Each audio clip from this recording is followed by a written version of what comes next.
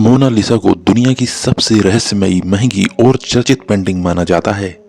इस पेंटिंग के बारे में अब तक सबसे ज़्यादा लिखा, पढ़ा या रिसर्च किया जा चुका है।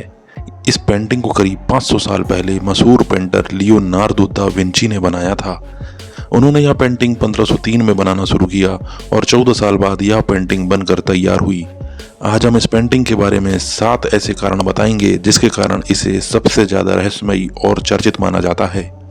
सिर्फ वोट बनाने में लग गए थे 12 साल। मोनालिसा का मतलब माई लेडी होता है। यह न केवल एक पेंटिंग है बल्कि अपने आप में एक रहस्य भी है।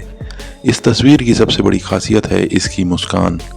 इस पर अब तक कई शोध किए जा चुके हैं। मोनालिसा पेंटिंग में बने चेहरे की मुस्कान हर कोने से अलग ही एंगल में दिखाई देती है। पहले यह काफ़ी ज़्यादा दिखाई देती है, फिर धीरे धीरे यह फीकी पड़ने लगती है। आखिर में तो यह पूरी तरह से खत्म हो जाती है। मोनालिसा के सिर्फ ओठ बनाने के लिए लियोनार्दो दा विंची को 12 साल लग गए थे। मोनालिसा के लिए दी थी अपनी जान। फ्रांस के एक आर्टिस्ट यूग मैस्पेरो ने 23 जून 1852 को पेरिस के एक होटल की छत से कूदकर अपनी जान दे दी। वह मोनालिसा की रहस्य मुस्कान व सुंदरता के लिए पागल था।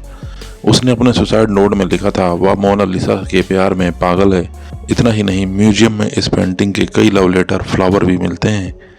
मोना के प्यार में पागल लोग इसके आगे अपने लव लेटर छोड़कर जाते हैं। 14 साल में बनी थी पेंटिंग। इस पेंटिंग को बनाने में लियोनार्दो दा विंची को 14 साल लग गए थे। उन्होंने 1503 में इसे बनाना शुरू किया और 1517 में इसे पूरा किया। इस पेंटिंग को बनाने के लिए 30 से भी ज़्यादा लेयर्स का इस्तेमाल किया गया था। इसमें कुछ इंसानी बाल से भी बारीक थीं। पेंटिंग देखने में बड़ी लगती है लेकिन यह काफ़ी छोटी है। यह 30 बाई 21 इंच की है और इसका भार 8 किलोग्राम है। इसे पेपर व कैनवास पर नहीं बल्कि पॉपुलर की लकड़ी पर ऑयल पेंट के साथ बनाया गया है। चोरी के बाद मिली थी इस पेंटिंग को प्रसिद्धि। यह पेंटिंग शुरू में बहुत ज़्यादा प्रसिद्ध नहीं थी। इसे प्रसिद्धि तब मिली जब रिस लूव म्यूजियम पेरिस से यह चोरी हो गई। 21 अगस्त 1911 को इतने बड़े म्यूजियम से पेंटिंग का चोरी हो जाना बहुत बड़ी बात थी। इसके चोरी होने के बाद पहला शक पेंटर पाब्लो पिकासो पर गया था, लेकिन उनसे पूछताछ के बाद यह इल्जाम उन पर से हटा दिया गया था। काफ़ी खोज के बाद पता चला इस म्यूजियम के ही एक कर्मचारी वर्कर विंसेंजो पेरुगिया ने चोरी किया था। वह इस पेंटिंग को वापस इटली लेकर जाना चाहते थे। उनका मानना था कि यह इटली की धरोहर है। इटली में कुछ समय रखने के बाद इसे वापस म्यूजियम में रख दिया गया था। वही विंसेंजो को इसके लिए 6 महीने की सजा दी गई थी, लेकिन इटली के लोगों ने उन्हें इसके लिए देशभक्त माना।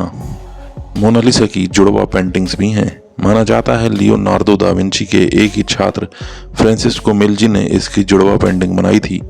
यह स्पेन की राजधानी मैड्रिड के म्यूसेओ दे प्रांतो में रखी गई है। 1514 से 1516 के बीच उनके ही एक स्टूडेंट ने मोनालिसा का एक न्यूड वर्जन भी बनाया था, जिसके हाथों व बॉडी की पोजीशन असली पेंटिंग की तरह है। इसे मोना वान्ना भी कहा जाता है। कहा जाता है कि शायद यह पेंटिंग भी लियोनार्दो ने ही बनाई हो। मोनालिसा कौन महिला है, यह आज भी रहस्य है।